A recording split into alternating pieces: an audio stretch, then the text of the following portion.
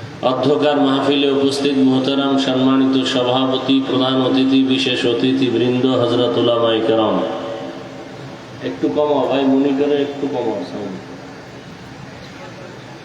আল্লাহ পাকের দরবারে শুকর যে আল্লাহ আমাদেরকে সুস্থ রেখেছেন, মহব্বতে পড়ি আলহামদুলিল্লাহ। হাজারো লাখো মানুষের ভেতর থেকে বাছাই করে পৃথিবীর শ্রেষ্ঠ মজলিস, উলামায়ে আহলে হকের মজলিস, গুনাহ মাফের মজলিস, তওবা কবুলের মজলিস, বরকতিয়ে মজলিসে আল্লাহ আমাদের হাজির হওয়ার তৌফিক দান করেছেন। আর একবার শুকর আদায় করি আলহামদুলিল্লাহ। এত ঘুরাঘুরি লাগে, ক্লিয়ার করো, সাউন্ড ক্লিয়ার করো, না কানের ভিতরে বেশি রিভার্বটা কমাও। দরুদ ও সালাম সৈয়দুল মুরসালিন, রহমাতুল লিল আলামিন, শফিউল মুজনিবিন, খাতামুন নবিয়্যিন, সৈয়দুস সাকালাইন, ইমামুল মুরসালিন, শফিয়ে আযম, রসুল আকরাম, রহমতে আলম, নবিয়ুল আরব আল আজম, حبیب کبریا، اشرف الانبیاء، سید الانبیاء، شفیع محشر، ساقی کوثر، آقا نامدار، مدینہ کا تاجدار، آفتاب نبوت، فخر موجودات، سید المخلوقات، حضرت محمد رسول اللہ। আবার সবাই পড়েন একবার সাল্লাল্লাহু আলাইহি ওয়া আলিহি ওয়াসাল্লাম পড়লে 3টা পুরস্কার পেয়ে যাবেন। আবার পড়েন সাল্লাল্লাহু আলাইহি ওয়া আলিহি ওয়াসাল্লাম, সাল্লাল্লাহু আলাইহি, সবাই পড়েন সাল্লাল্লাহু আলাইহি ওয়া আলিহি ওয়া আলিহি ওয়াসাল্লাম, সাল্লাল্লাহু আলাইহি ওয়া আলিহি ওয়াসাল্লাম। একবার পড়বেন 3টা পুরস্কার, 10টা গুনাহ মাফ, 10টা নেক যোগ হবে, আল্লাহর দরবারে 10 গুণ মর্যাদা বেড়ে যাবে। 10টা গুনাহ যে মাফ হলো, এটা কোন ডাস্টবিনে আল্লাহ ফেলে দিয়েছেন? নবীজি বলেন এই 10টা গুনাহকেও আল্লাহ নেক দ্বারা পরিবর্তন করে দেন। তাহলে একবার পড়লেই 3টা, যদি 100 বার পড়েন সাল্লাল্লাহু আলাইহি ওয়া আলিহি ওয়াসাল্লাম, সাল্লাল্লাহু আলাইহি ওয়া আলিহি ওয়াসাল্লাম, কতবার? 100 বার। 200 বার পড়লে, 300 বার পড়লে, আরো বেশি, কমপক্ষে 300 বার পড়ার নিয়ত করেন প্রতিদিন। আলহামদুলিল্লাহ। কতবার? 300 বার। আল্লাহর কাছে কি নিয়ে হাজির হবেন? হাজির হতে হবে তো, ইনশাআল্লাহ। কি আল্লাহর আদালতে হাজির হতে হবে না হবে না? কি নিয়ে হাজির হবেন? নামাজ? এসব ভুয়া। কিসের নামাজ পড়েন? নামাজ পড়েন আবার সুদের সাথে জড়িত। নামাজ পড়েন ঠিক, মাইয়া বেপরদায় কলেজে যায়, যায়নি? কি নামাজ পড়েন? নামাজ পড়েন দোকানে কাস্টমারের সাথে মিথ্যা কথা বলেন, নামাজ পড়েন সুদ খান, ঘুষ খান, নামাজ পড়েন ভোটের আগের রাতে টাকা খান। এরকম চোর আছে না নাই? গোপনে আর একজনের টাকা খায়, এরা সব চোর। আর যে খাওয়া এটা বড় চোর। খাইলে প্রকাশ্যে খাইবেন বাজারের মধ্যে যে তোরে ভোট দিব, টাকা দে। নিজের জন্য বলবেন না যে তোরেই ভোট দিব। মসজিদে 1 লাখ দে, মাদ্রাসায় 5 লাখ দে, এলাকায় 5 জন এতিম আছে প্রত্যেকের টাকা দে। কি এই উপকার করতে পারেন না?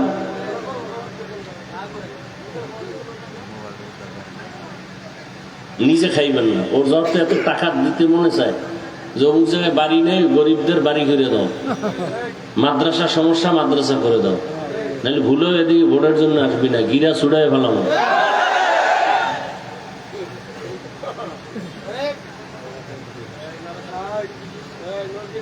আল্লাহ হেদায়াত দান করুন। চোর, ডাকাত, দুর্নীতিবাজের এই মাস্তানি কম দেখলেন না? বড় লজ্জা হয় না?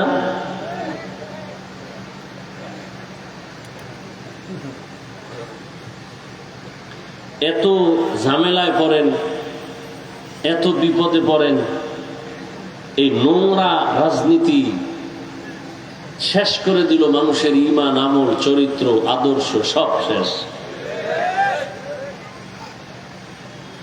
অথচ রাজনীতি হলো মানে নীতির রাজা। পৃথিবীতে সব থেকে সুন্দর নীতি রাজনীতি, এটারে অসুন্দর করে ফেলছে চোর, দুর্নীতিবাজ, চান্দাবাজার, ধান্দাবাজরা।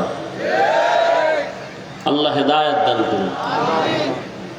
এমন ভাবে আটকায় দিছে যে দুনিয়ার সব আকাম চলবে, হুজুরেরা কিছু বলতে পারবে না। ওয়াজের স্টেজে রাজনীতির বয়ান চলবে না, মসজিদের ইমাম কোনো দল করতে পারবে না, কমিটি দুনিয়ার আকাম করবে, কোনো সমস্যা নেই।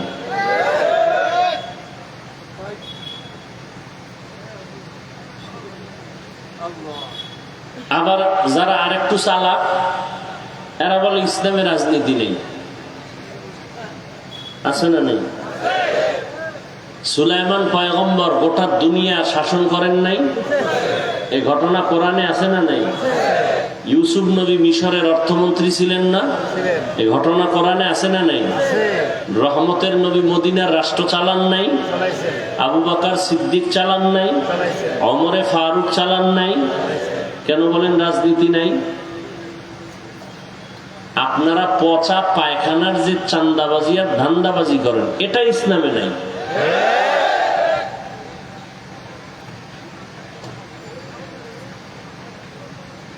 ইসলাম ছাড়া কিয়ামত পর্যন্ত জমিনে কেউ শান্তি দিতে পারবে না। যারা বলবে ওরা সব ধোঁকাবাজ, ওরা দুনিয়াদার, নফসের গোলাম। আল্লাহ সবাইকে হেদায়েত দান করেন। তো যাই হোক, রসুলের উপরে দরুদ কতবার প্রতিদিন? 300 বার। আল্লাহ আমাদের বেশি বেশি বেশি দরুদের আমল করার তৌফিক দান করেন। উলামায়ে হযরত আলোচনা করেছেন, আপনারাও শুনছেন। আল্লাহ পাক উলামায়ে কেরামদের কথাগুলো সহিহ তরিকায় আমল করার তৌফিক দান করেন। উলামায়ে কেরামের ইজ্জতকে আল্লাহ বেশি বেশি বাড়ায় দেন। যারা উলামায়ে কেরামের ইজ্জত নষ্ট করার জন্য লেখার মাধ্যমে, বলার মাধ্যমে, মিডিয়ার মাধ্যমে ষড়যন্ত্র করে, আল্লাহ এদের হেদায়েত দান করেন। নয়েজ আসে কেন বলো তো আমারে?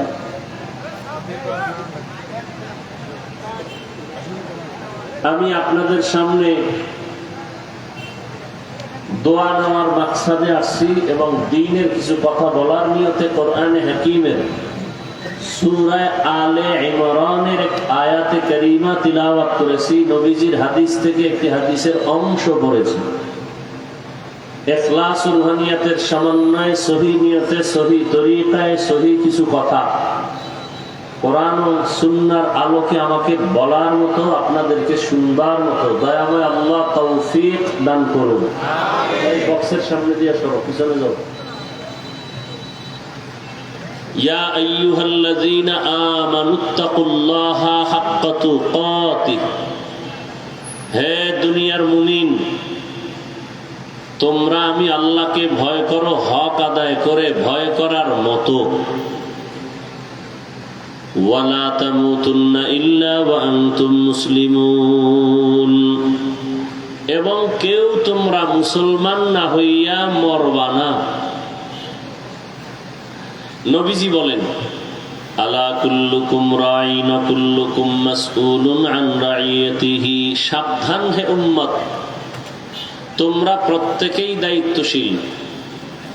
আল্লাহর দরবারে দায়িত্বের কারণে জবাবদিহিতার কাঠগড়ায় দাঁড়াতে হবে। জবাবদিহিতার কাঠগড়ায় দাঁড়াতে হবে। এ হলো আয়াত হাদিসের তরজমা। নবীজি হাদিসটা যখন সাহাবায়ে কেরামদের সামনে পেশ করলেন, সাহাবায়ে কেরামদের মধ্য থেকে কেউ দাঁড়ায়া প্রশ্ন করলেন, ইয়া রাসূলুল্লাহ, দায়িত্বশীল হতে হবে, জবাব দেওয়ার জন্য সতর্ক করলেন। দায়িত্বশীল কে, কার উপর? নবীজি বললেন, অধীনস্থদের যিনি গার্ডিয়ান, কর্তা হবেন, তিনি হবেন অধীনস্থদের দায়িত্বশীল। যেমন প্রত্যেক মা বাবার অধীনে সন্তান, সন্তানের জন্য মা বাবা দায়িত্বশীল, প্রত্যেক ছাত্র শিক্ষকের অধীন, প্রত্যেক শিক্ষক ছাত্রদের দায়িত্বশীল, প্রত্যেক মসজিদের মুসল্লি ইমাম ও খতিবের অধীন, প্রত্যেক মুসল্লির জন্য ইমাম ও খতিব দায়িত্বশীল। কমিটি দায়িত্বশীল না, কে দায়িত্বশীল? তো কমিটি কেন? কমিটি মসজিদের বিল্ডিং, জানালা, দরওয়াজা, মাইক, এগুলো লাইট, ফ্যান ঠিক করার জন্য। আর মুসল্লিদের ধর্মের নেতা দায়িত্ব ইমাম আর খতিব, কমিটি না। কমিটির কাজ মসজিদ ঠিক করা, আর ইমাম ও খতিবের কাজ মুসল্লি ঠিক করা। কিন্তু কমিটি সব বাদ দিয়ে এখন ইমাম আর খতিবরে ঠিক করার অপচেষ্টা করে, বেয়াদবি করে। আছে না নাই? এগুলো সমস্যা সব জায়গায়, এখানে না, সব জায়গায়। কেন? শিয়ালের হাতে মুরগি আমানত দিলে যা হয়, ধর্মের চাবি, মাদ্রাসা মসজিদের চাবি বেনামাজি সুদখোরের হাতে দিলে তাই হয়। আল্লাহ হেদায়াত দান করুন। সত্য কথা বলাও যায় না, শোনারও মানুষ নাই, বলারও মানুষ নেই। অনেকে আসছে কষ্ট করে বৃষ্টির মধ্যে, দেখি কুয়াকাটার হুজুর আসবে, কি বয়ান করে। শুরুতেই চান্দি গরম হয়ে গেছে, যে বয়ান শুরু হয় না, এর মধ্যে রাজনীতি। কি এক ট্যাবলেট খাওয়াইছে এই জাতির। আচ্ছা, আমাকে 1 মিনিট, আমি যদি একটা ভুল বলি, আপনি দাঁড়ায় যাবেন সাথে সাথে, আমি আপনার কপালে চুমু খাবো, আপনি আমাকে সতর্ক করে দিবেন। যদি আমি কোরআন সুন্নাহর বাইরে কিচ্ছু বলি, আমি আপনাদেরকে জাহান্নাম থেকে বাঁচাবার পরামর্শ দিতে আসছি, আর কিছু না। আমি কাউকে হুজুর বানাইতে আসি নাই। আমি একবারও বয়ানে বলবো না সবাই আমার মতো পাঁচকল্লি লাগায় টুপিওয়ালা হন, দাড়ি রাখেন, নামাজ পড়েন, বড় জুব্বা পরেন, পাগড়ি লাগান, মাদ্রাসায় পড়েন, স্কুল কলেজে তালা মারেন, তাবলিগে যান, কওমি মাদ্রাসায় যান। একবারও বলবো না, কোনো ভয় নেই, কোনো টেনশনই নেই। বরং আমি বলবো স্কুলে পড়িয়াও কেমনে আল্লাহকে পাবেন সেই পরামর্শ দিব। চাকরিজীবী চাকরির চেয়ারে বৈশা কেমনে আল্লাহকে পাবেন সেই পরামর্শ দিব, আর কিছু না। আমাকে বলেন তো, সত্য কথাটা স্বীকার করেন, আপনি মানেন আর না মানেন। আমার আল্লাহ পাকের কোরআন কি অসম্পূর্ণ না পরিপূর্ণ? তাল মিলেন না, বুঝে শুনে বললেন পরিপূর্ণ। জমিনে মানুষের কিয়ামত পর্যন্ত যত মানুষ আসবে, এখন আছে, জীবনে যত সমস্যা হতে পারে, সব বিষয়ের সমাধান কি কোরআনে আছে? আংশিক পরিপূর্ণ না পরিপূর্ণ? সবাই একমত? আমার তো মনে হয় একদিকের থেকে সমস্যা একটু কোরআনে আছে। কোরআন শরীফ কমপ্লিট, তবে একদিক থেকে কোরআন দুর্বল। কি? ব্যক্তি জীবনের সমাধান কোরআনে আছে, পরিবারের বিষয়ের সমাধান, ব্যবসা বাণিজ্য, চাকরি, অর্থনীতি সব আছে না নাই? শুধু রাজনীতি বা রাষ্ট্রনীতি কোরআনে নেই। এই সাইডটা কোরআন শরীফ দুর্বল। কি? কেউ যদি অন্তরেও ভাবে যে কোরআন দুর্বল, ও 22 হাত পাগড়ি লাগাইলো, সাথে সাথে বেঈমান, বউ বিয়ে কইরা থাকলে বউ অটো তালাক।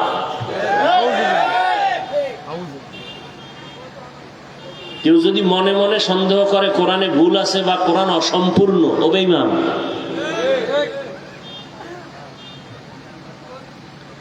তাহলে কেন আপনারা বলেন যে ইসলামে কোরআনে রাজনীতি নাই? এই কথা আপনারে কোন বেঈমানের বাচ্চারা শিখাইল?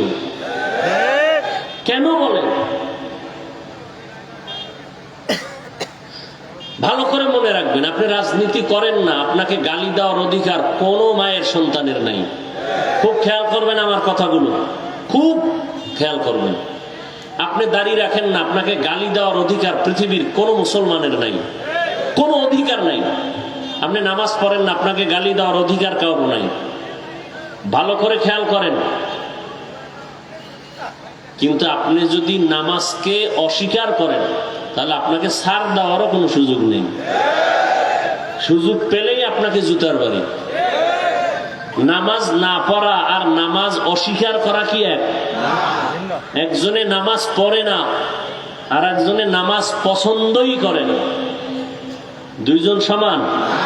একজন ইমানদার আর একজন কি? যে নামাজ পড়ে না সে মুমিন, আশা আছে পড়বে। আর যে নামাজ পছন্দ করে না তা যাবে ইমান। যে দাড়ি রাখে না সে মুমিন, কিন্তু যে দাড়ি পছন্দ করে না সে বেঈমান। যে ইসলামের কোরআনের রাজনীতি করে না সে মুমিন, কিন্তু ইসলামে কোরআনে রাজনীতি নাই বইলে যদি কেউ 100 ধারণা রাখে সে বেঈমান। ব্যবধান আছে না নাই? কঠিন ব্যবধান। একজনে রাজনীতি করে না ইসলামের, তাকে গালি দেওয়া যাবে? গালি দেওয়া যাবে না। আর যে রাজনীতি পছন্দ করে না তাকে ছাড় দেওয়া যাবে না। যে দাড়ি রাখে না তাকে গালি দেওয়া যাবে না। আর যে দাড়ি পছন্দ করে না তাকে ছাড় দেওয়া। যে নামাজ পড়ে না তাকে গালি দেওয়া, কিন্তু যে নামাজ পছন্দ করে না তাকে ছাড় দেওয়া। ব্যবধান আছে তো? সামান্য না কঠিন? একটু ব্যবধানে মুমিন, একটু ব্যবধানে বেঈমান।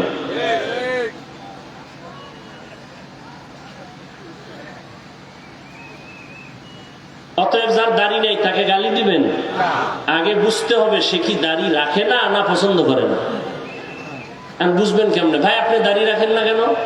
ভাই হুজুর দাড়ি রাখা তো দরকার, চেষ্টা করি পারি না, দোয়া করেন। কি বুঝলেন? সে কি পছন্দ করে না? করে, রাখে না ঝামেলার কারণে, বিভিন্ন প্রতিবন্ধকতার কারণে। আরেকজনে পছন্দ করে না, বুঝবেন কেমনে? ভাই দাড়ি রাখো না কেন? না রাখলে অসুবিধা কি? এরকম বেয়াদব আছে না নাই? এই মুমিন না বেঈমান? হ্যাঁ, বড় কঠিন। কিন্তু কি ওয়াজ শুনবেন? এটি আসল ওয়াজ। ভালো করে মুখস্থ করেন। আল্লাহ। তাহলে মসজিদের মুসল্লি ইমাম ও খতিবের অধীন, একজন স্ত্রী স্বামীর অধীন। প্রত্যেক স্ত্রীর জন্য প্রত্যেক স্বামী দায়িত্বশীল। আর একজন সাহাবী দাঁড়াইলেন, ইয়া রাসূলুল্লাহ, আমার তো কেউ নাই, আমি কারো অধীনেও নাই, আমার অধীনেও কেউ নাই, আমার দায়িত্ব কি? নবী বলেন, আপনি আপনার অঙ্গ প্রত্যঙ্গের দায়িত্বশীল। আপনার 2টা হাত আছে, 2টা চোখ আছে, 2টো পা আছে, 2টো কান আছে, এগুলো কে দিছেন? এমনি না, ডিউটি আছে। হ্যাঁ, চোখ ডিউটি করলো কিনা হিসাব দিতে হবে। কান ডিউটি ঠিক মতো করলো কিনা আল্লাহর আদালতে হিসাব দিতে হবে। কোরআনের আয়াত, আল-ইয়াওমা নাখতিমু আলা আফওয়াহিহিম ওয়া তুকাল্লিমুনা আইদিহিম ওয়া তাশহাদু আরজুলুহুম বিমা কানু ইয়াকসিবুন। দস্তগোয়াদ মঞ্চুনি দুজদিদাম লব্বগোয়াদ মঞ্চুনি বসিদাম চশমগোয়াদ চিদাম গামজাহারাম গোশগোয়াদ চিদাম সমরুল কালাম। ফ্যানটা বন্ধ করলো কেন? বললাম এই ফ্যানটা ঘুরাই দিতে। মুভ হয় না তো মোবাইলে তো দেন, কমাই দেন, তুই তো হইল।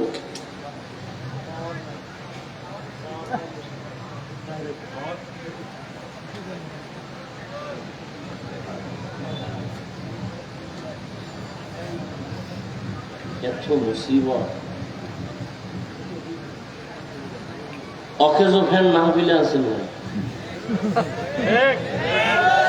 বাসার ফ্যান দিয়ে খুব ভিআইপি। হ্যাঁ, খুব ভিআইপি হিমেল।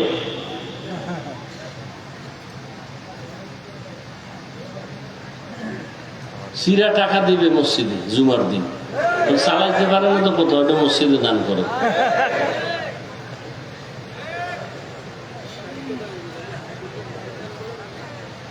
তো হাসরের ময়দানে আল্লাহ পাক পাকে জিজ্ঞাসা করবেন, সব হিসাব নেবেন। এই বান্দা, হাত যে কাজের জন্য দিয়েছিলাম সেই কাজ কি করেছে? অনেক বান্দা আল্লাহর আযাবের ভয়ে মিথ্যার আশ্রয় নিয়ে বলবে, হ্যাঁ আল্লাহ করছে। আল্লাহ তো জানে করে নেই। আল্লাহ জবানটারে বন্ধ করে দিয়া বলবেন, হাত কথা বল। হাতকে কি বলবেন? হাতে কথা বলতে পারেনি আপনাদের? এই আপনাদের হাত কথা বলতে পারে? হাসরের ময়দানে পারবে? পারবে। এই বিশ্বাসটা এখন রাখবেন। যদি রাখেন, এই স্টেজে বেলুন কেন?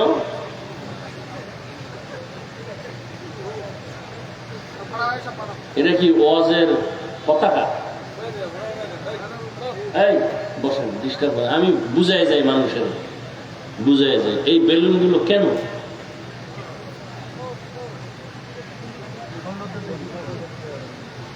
আফসোস, বড় আফসোস। ওরা সৌন্দর্য তো তাকওয়ার ভিতরে, আল্লাহর মহব্বতের মধ্যে। এটি তো মহব্বত না, এটি তো দুনিয়ার জন্য, এটি তো অপচয়। ইন্নাল মুবাজ্জিরিনা কানু ইখওয়ানা শায়াতিন। অপচয়কারী শয়তানের কি? আল্লাহর কসম অপচয়। সন্দেহ করবেন না, আমি কসম খেয়ে বলছি, এগুলো অপচয়, এগুলো জায়েজ নাই।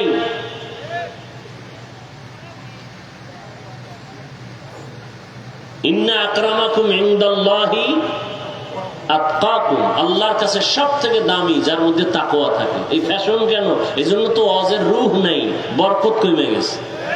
ফ্যাশন চলতেছে, ফ্যাশন। বক্তারও ফ্যাশন, শ্রোতারও ফ্যাশন, স্টেজেরও ফ্যাশন। এই গরমের মধ্যে বহু আল্লাহর বান্দা মুজা, জানার উপরে আবা, আবার উপরে কাবা, অনেক কিছু ফ্যাশন।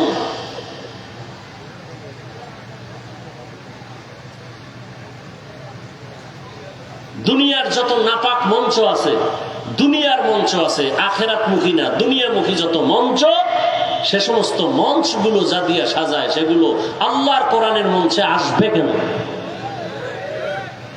যত শালীন করা যায়, যত সাদামাটা করা যায়, এতে বরকত বেশি।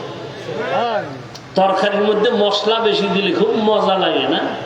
এটা বাবুর্চিদের একটা ধান্দা।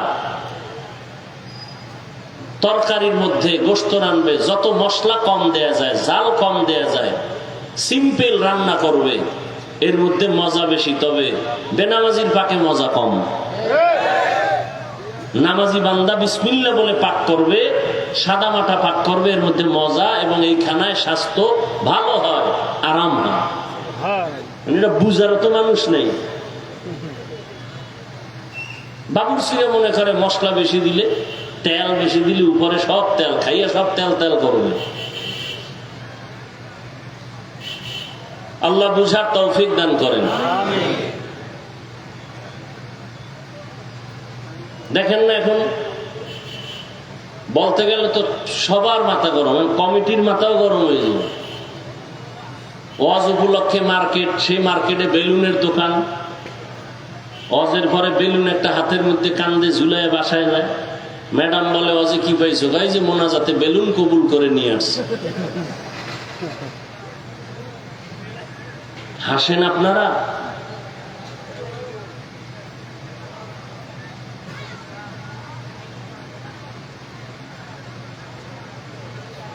হায় হায় হায়। ওয়াজ কাকে বলে?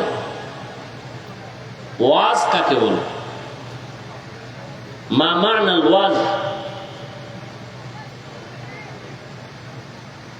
কোরআনের আয়াত আছে 6666। এটা আম্মাজান আয়েশা রাদিয়াল্লাহু আনহার প্রসিদ্ধ মত। অপ্রসিদ্ধ আরো মত আছে। কোরআনের আয়াত কত? 6666। এর মধ্যে শুধু 500 আয়াতে আছে আল্লাহর বিধান। বাকি থাকলো কত আয়াত?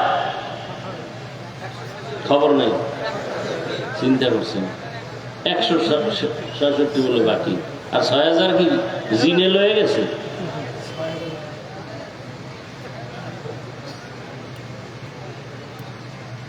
পাঁচশত আয়াতে মাত্র বিধান। বিধান কাকে বলে? আকিমিস সালাহ, নামাজ কায়েম করো, একটা বিধান। আতুজ যাকাত, যাকাত আদায় করো, একটা বিধান। হুররিমাত আলাইকুমুল মাইতা, মৃত জন্তু খাওয়া হারাম, একটা বিধান। খিনজির, লাহমাল খিনজির, শূকরের গোশত খাওয়া হারাম, একটা বিধান।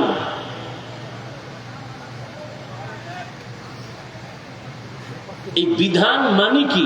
পৃথিবীতে মানুষের জীবনে চলার ক্ষেত্রে কোনটা জায়েজ, কোনটা না জায়েজ, কোনটা বৈধ, কোনটা অবৈধ, এর বিবরণের নাম বিধান।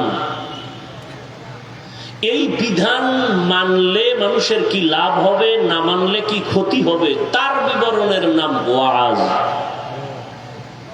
এই ওয়াজ আছে ৬,০০০ আয়াতে। কয় হাজার? ৬,০০০ আয়াতে আছে ওয়াজ, ৩ পদ্ধতিতে। কয় পদ্ধতি? অর্থাৎ ৩টা বিষয়।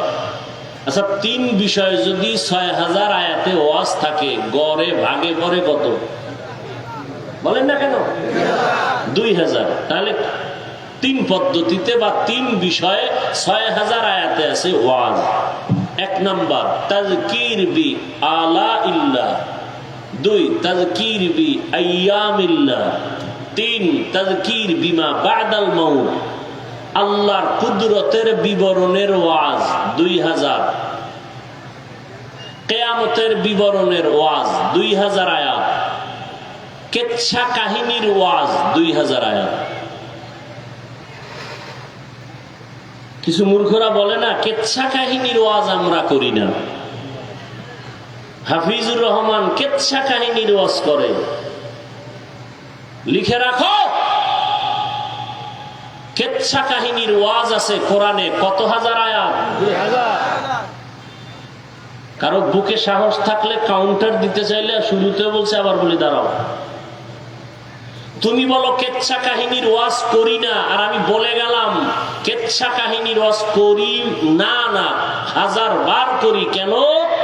কোরআনে ২,০০০ আয়াতে বয়ান আছে, ওয়াজ আছে, শুধু কেচ্ছা কাহিনী, কেচ্ছা কাহিনী, কেচ্ছা কাহিনী। কেমন কেচ্ছা কাহিনী? বাঘের কেচ্ছা, সাপের কেচ্ছা, ব্যাঙের। আলেম ওলামা আছেন? আমি যা বলতেছি ঠিক আছে? লোকমা দিয়েন যদি ভুল বলি। কোরআনে বাঘের কেচ্ছা নাই, সাপের কেচ্ছা নাই, ব্যাঙের কেচ্ছা নাই, মশা পিপিলিকা মাছির কেচ্ছা নাই। মূর্খের জাত কি কর? কেচ্ছা কাহিনীর ওয়াজ করি না। কেচ্ছা কাহিনীর ওয়াজ আছে কোরআনে কত হাজার? ২,০০০। লিখে নাও।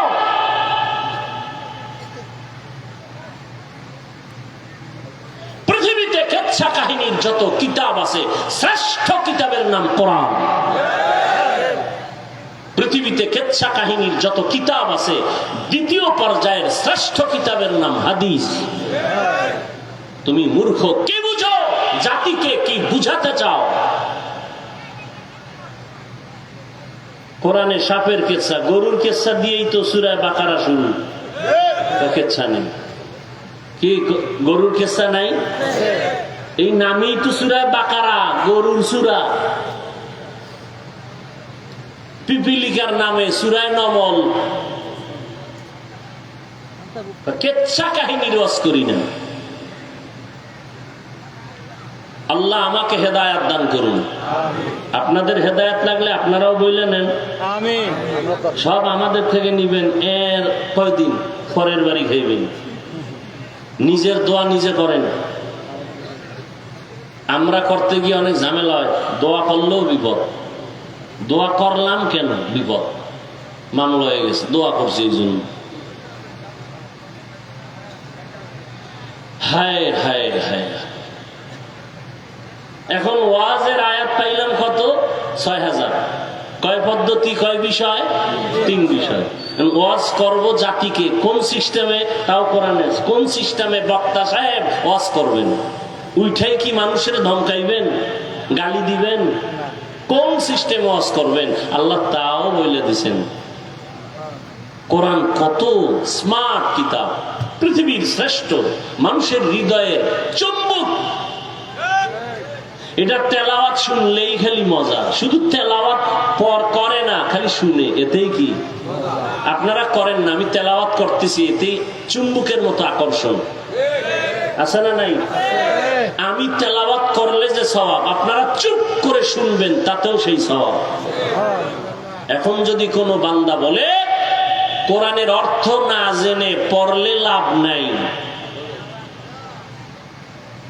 অন্তত কি পরিমাণ ঝামেলায় আমরা আটকাই গেছি। এত ঝামেলা ধর্ম নিয়ে বাংলাদেশে, কারণ কি? কার বদনজর লাগলো, অভিশাপ লাগলো? মক্কায় তো কত মানুষ, কত লাইনে। কেউ নামাজের আগে ঘুমায়, একামত হইছে দাঁড়ায় আল্লাহু আকবার, কেউ বুকের উপরে হাত বাঁধে, কেউ নাভির নিচে, কেউ সাইডে দিয়ে খাড়ায় রয়েছে। কোথায়? মক্কা। এই আপনারা কথা বলেন।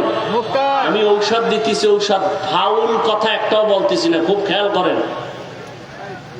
আবার নামাজের ভিতরে ইমাম সাহেব তেলাওয়াত করতেছে, একজনের মুসল্লি মোবাইল বাইর করে রিংটোন বাজতেছে, কথা কইতেছে, কথা কইতেছে। ওদের থেকে জিজ্ঞাসা করছে তুমি কই? বলে সলা সলা, নামাজের ভিতরে আছি। আবার মোবাইল বন্ধ করে পকেটে ধুয়ে নামাজ যায় না, এখনো ঠিকই আছে নামাজ। আবার একজনের সেজদায় যাওয়ার সময় পকেট থেকে কাঠের টুকরা বাইর করে কপালের নিচে দেয়, কি ও ইবলিস সেজদা দিয়ে জমিন নাপাক করছে, এই জন্য জমিনে দিই না, কাঠের উপরে দিই। যেটা বুঝাতে চাই, মক্কায় এত লাইনের মানুষ প্রতি বছর আসে না? আসে না? ঝগড়া কইরা পরস্পরে মারপিট কইরা মরছে কতজন? বাংলাদেশে এত ঝগড়া কেন? মক্কায় এত ঝগড়া নাই। কে নাবির উপরে হাত বাঁধে, কে নাবির নিচে বাঁধে, কে বুকে বাঁধে? কোনো ঝগড়া আছে? কোনো হিংসা আছে? আমাদের দেশটা কি হইল? আমি পাঁচকল্লি মাথায় দিছি, সালাম দিলেও নেয় না, হেও দেয় না। বিষয় কি কয়? পাঁচকল্লি সমস্যা। সালাম দিতেছি, নেয় না, বিষয় কি কয়? 8 রাকাত পড়ে না। আছে না নাই? আমি 20 রাকাত তারাবি পড়ি, আমি 8 রাকাত ওলাকে তো গালি দেই না, হিংসাও করি না। আপনি করেন কেন? আমি কওমি মাদ্রাসার সন্তান, কোনদিন আলিয়ার বিরুদ্ধে বলি না। আপনি কওমির বিরুদ্ধে বলেন কেন? আমি পীরের মুরিদ, যারা পীরের কাছে যায় না তাদের গালি দেই না, দেখলে সালাম দেই। আপনি হিংসা করেন কেন? আপনার ভিতরে তাকওয়া বেশি না, এই জন্য। আর আমরা মানুষই হইতে পারিনি। আল্লাহ বলেন মানুষ হইয়া মর, নাইলে জাহান্নাম ছাড়া কি নাই? উপায় নেই। গর্ব সুরত आदमी इन साबुदे अहमद अबू जहलो हम एक साबुदे आदमीरा आदमीयत लाजिमस्त औरे औदरा अगर बुन बाशद ही जमान। কিয়ামতের ময়দানে হাত কথা বলবে। দুনিয়ার সব মানুষ আমরা জানি হাত কথা বলতে পারে না, এটাই বাস্তব, এটাই সত্য। কিন্তু মুমিনের আকীদা রাখতে হবে, যেটা বান্দার নজরে, দেমাগে, বিবেকে হবে না, অসম্ভব, এটা মনে রাখতে হবে আমার আল্লাহর কুদরতে সেটা সম্ভব। এই গাছে কথা বলতে পারে? আল্লাহর কুদরতে পারবে না? পারবে না। এই বিশ্বাস রাখলে কোনো ঝামেলা হতে পারে? পারে না। কিন্তু অনেকের মধ্যে বিশ্বাস নাই, এই জন্য আমাদের মাঝে দ্বন্দ্ব। চাঁদপুর একটা জেলা আছে বাংলাদেশে, জানছেন কোনদিন কেউ? জেলাটার নাম কি? চাঁদপুরের পাশে আর এক জেলা নোয়াখালী আছে না নাই?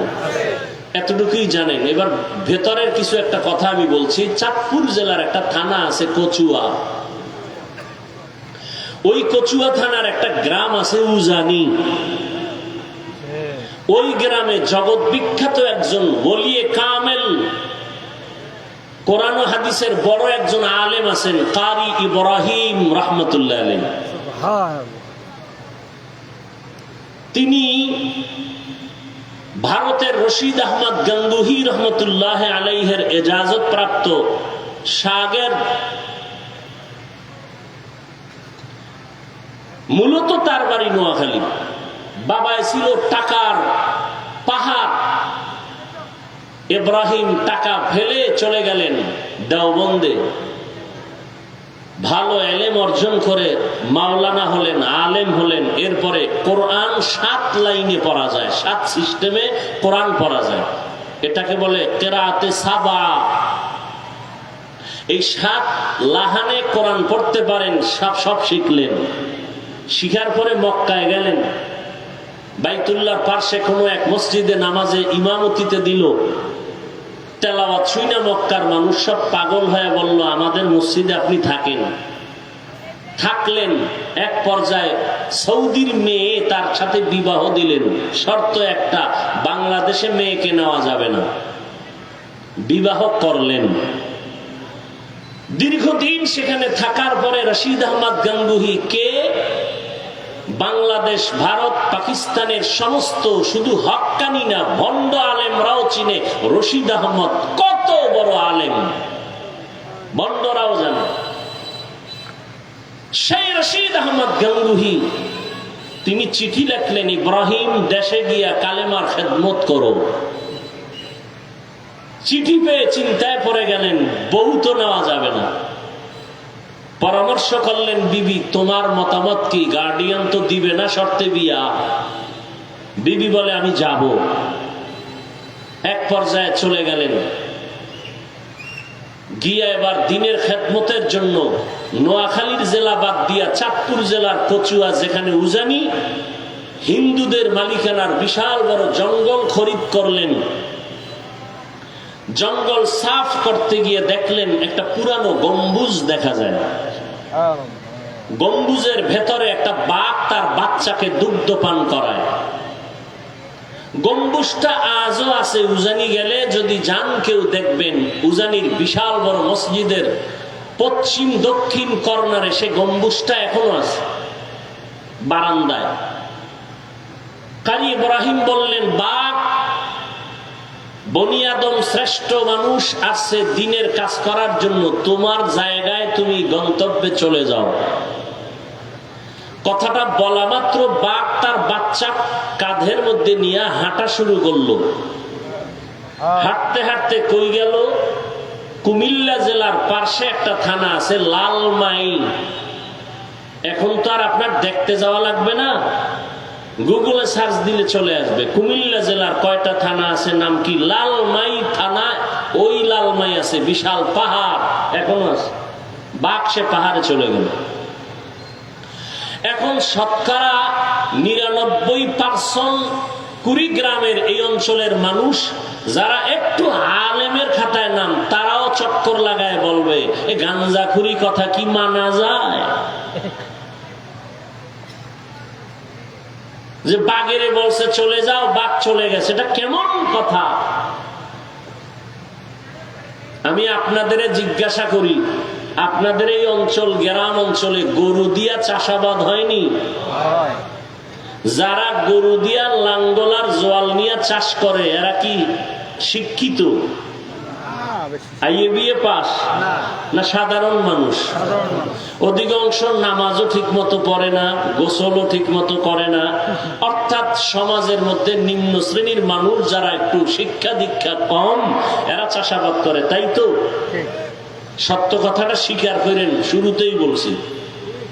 এই চাষি ব্যক্তি, মূর্খ ব্যক্তি গরুকে যখন চাষ করে, হাল চাষ করে মাঠে, বলুন তো এই চাষির কথা গরু শুনে?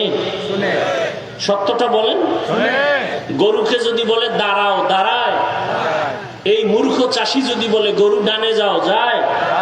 এই মূর্খ চাষি যদি গরুকে বলে বামে যা, যায়। একটা মূর্খ ব্যক্তির কথা যদি গরু শুনে, একজন তাকওয়াওয়ালা, তাহাজ্জুদওয়ালা, কোরআনওয়ালা, আল্লাহর প্রিয় বান্দার কথা বাঘ শুনবে না কেন? মুরগির কথা, মুরগি মালিকের ঘরের মহিলার কথা শুনেনি? 500 হাঁস মাঠে আছে, সন্ধ্যাবেলা মালিক ডাক দিছে ম্যাডাম, তার ভাষায় সব হাঁসগুলো ঘরে হাজির। কথা ঠিক? এই আমগো পরস্পরে ঝামেলা হওয়ার পেছনে অভাব তিনটা। কয়টা? গভীর ধর্মের জ্ঞান নাই, আল্লাহর ওলি তাকওয়াওয়ালা কোনো মুরব্বী নাই। 3 নাম্বার তার সমস্যা, জাহান্নামের আযাবের ভয় নাই। এই 3টা সমস্যা যাদের আছে, ওরা আলেমের গালি দেয়, ওরা আলেমের বিরোধিতা করে, ওরা বড় বড় বুজুর্গদের বিরুদ্ধে কথা বলে।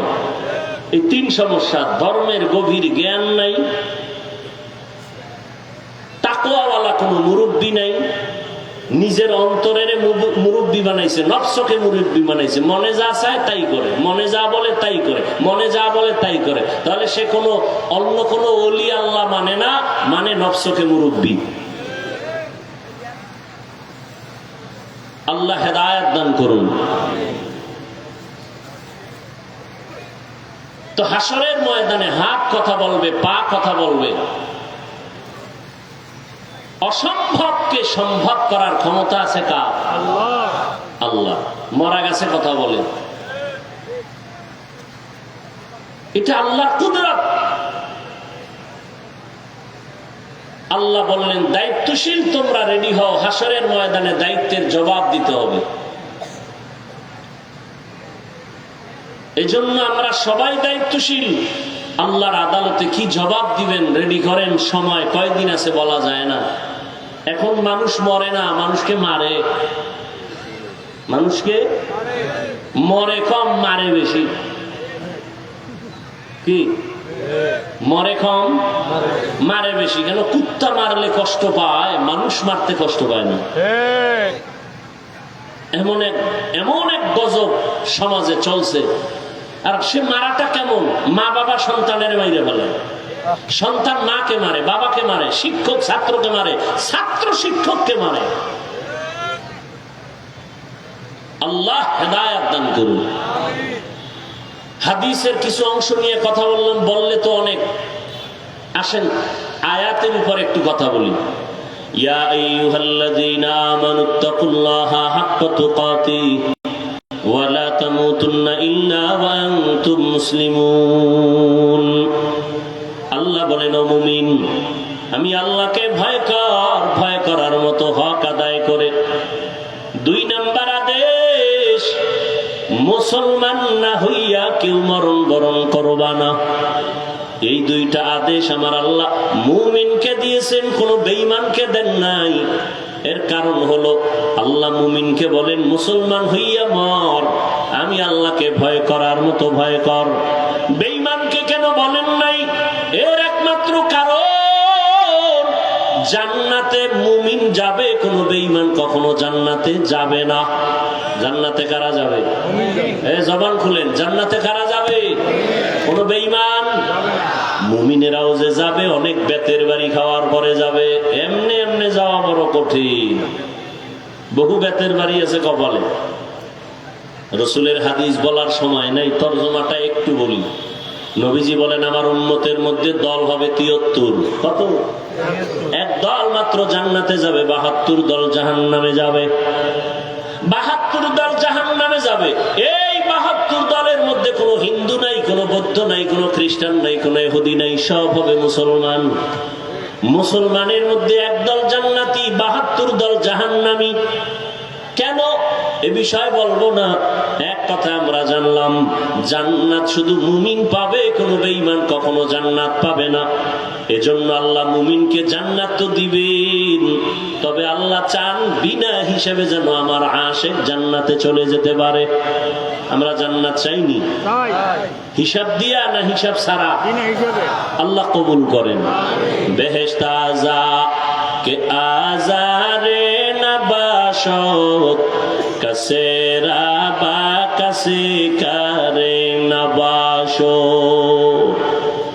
আল্লাহ জান্নাত দিতে চান হিসাব ছাড়া, বিনা হিসাবে। তবে বিনা হিসাবে জান্নাত যদি পেতে চাও, 2টা কর্মসূচি পালন করো। 1 নাম্বার কর্মসূচি, আল্লাহকে ভয় করো, ভয় করার মতো হক আদায় করে। 2য় কর্মসূচি, মুসলমান না হইয়া মরণ বরণ করা যাবে না। সাহাবায়ে কেরাম পেরেশান হয়ে গেলেন, রহমতের নবীকে বললেন, ইয়া রাসূলুল্লাহ, আল্লাহ যত বড়, আল্লাহর হক আদায় করে আল্লাহ ভয় করতে বলেছেন। হক আদায় করে কোনো বান্দার দ্বারা আল্লাহকে ভয় করাটা সম্ভব না। নবীও চিন্তায় পড়ে গেলেন, আসলেই তো আল্লাহ যত বড়, ওই পরিমাণ ভয় বান্দা করে হক আদায় করতে পারবে না। নবীও চিন্তায় পড়ে গেলেন। জিবরাইল আমিনকে আল্লাহ পাঠাইয়া নবীর পেরেশানি দূর করিয়া আয়াত দিয়ে দিলেন, ও জিবরাইল, নবীরে জানায় দাও, হক আদায় করে ভয় করা দরকার নাই, বান্দা যেন সাধ্য মতো আমাকে ভয় করে। ইত্তাকিল্লাহা মাস্তাতাতুম, বান্দা তুমি আমার হক আদায় করে ভয় করার প্রয়োজন নাই, বরং তোমার সাধ্য মতো তুমি আমাকে ভয় করো। এই ভয়ের নাম তাকওয়া। ভয়ের নাম কি? হারকে দারত খৌফে হকদার দিল মাদাম জান্নাতুল মাওয়া দেহাত ও রামাকাম। আল্লাহ তাআলা বলেন, হক আদায় করে ভয় করার প্রয়োজন নাই, সাধ্য মতো আমাকে ভয় করো। ভয়ের নাম তাকওয়া। যারা আল্লাহকে ভয় করবেন তাদের নাম মুত্তাকি। মুত্তাকিনদের পরিণাম ফল হলো বিনা হিসাবে জান্নাতি।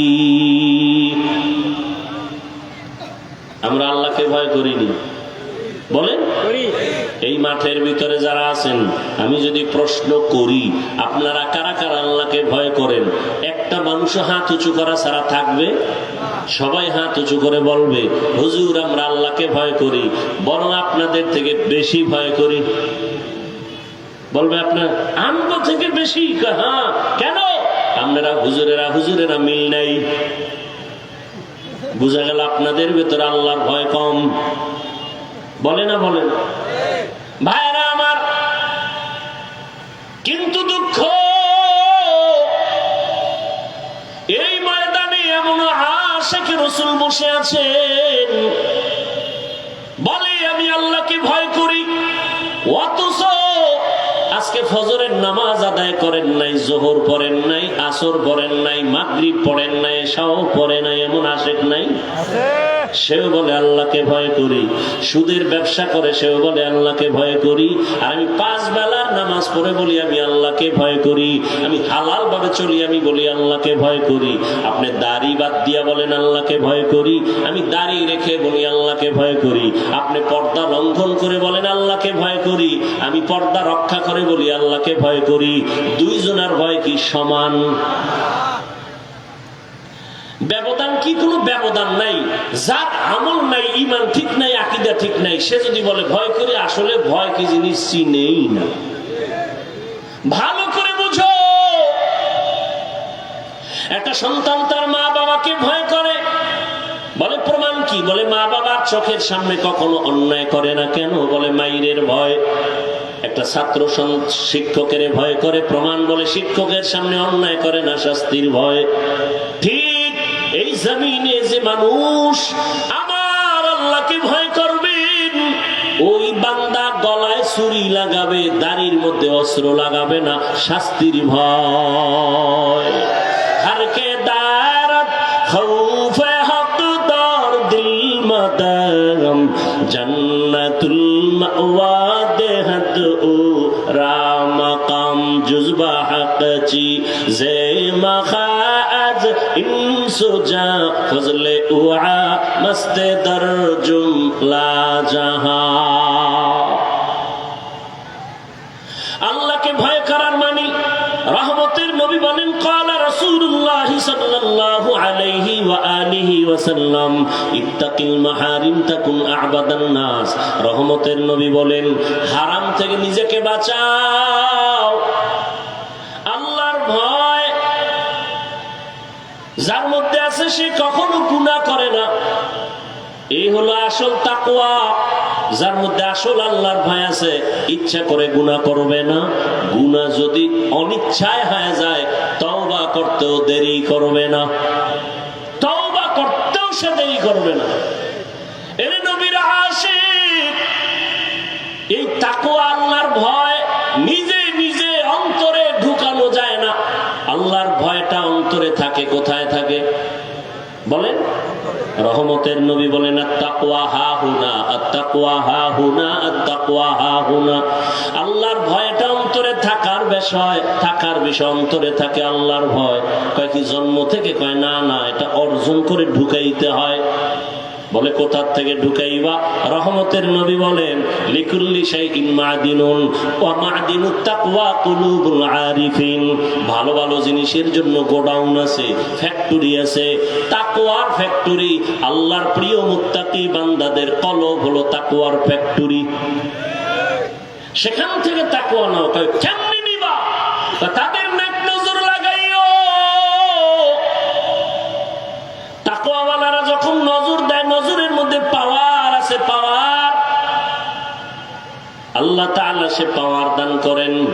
কোরআনের ভাষায় সে পাওয়ারের নাম ফুরকান, হাদিসের ভাষায় সে পাওয়ারের নাম হলো ফেরাসত। ইয়া আইয়ুহাল্লাযীনা আমানু ইন তাত্তাকুল্লাহ ইয়াজআল লাকুম ফুরকানা। ক্বালা রাসূলুল্লাহি সাল্লাল্লাহু আলাইহি ওয়া আলিহি ওয়া সাল্লাম ইত্তাকু ফিরাসাতাল মুমিন ফাইন্নাহু ইয়ানজুরু বিনুরিল্লাহ। আল্লাহর বান্দা প্রিয় যারা, তাদেরকে আল্লাহ একটা পাওয়ার দান করেন। কোরআনের আয়াতে পাওয়ারের নাম ফুরকান, হাদিসের ভাষায় সে পাওয়ারের নাম ফেরাসাত। আল্লাহর নবী বলেন, ফেরাসাতের পাওয়ার থেকে তোমরা সাবধান, কারণ তোমরা যা দেখো তার থেকে তারা বেশি অনেক কিছু দেখেন। চামড়ার চোখ দিয়া দেখে না, আল্লাহর দেওয়া নূরের আলো দিয়ে তারা দেখতে পায়। মদিনাতুল মুনাওয়ারা মসজিদে নববীতে জুমার খুতবা দিতেছেন হযরতে ওমর। খুতবার মাঝখানে একটা অপ্রাসঙ্গিক একটা আওয়াজ দিলেন, ইয়া সারিয়াতাল জাবাল, ইয়া সারিয়াতাল জাবাল, ইয়া সারিয়াতাল জাবাল। এ সারিয়া, পাহাড় পাহাড়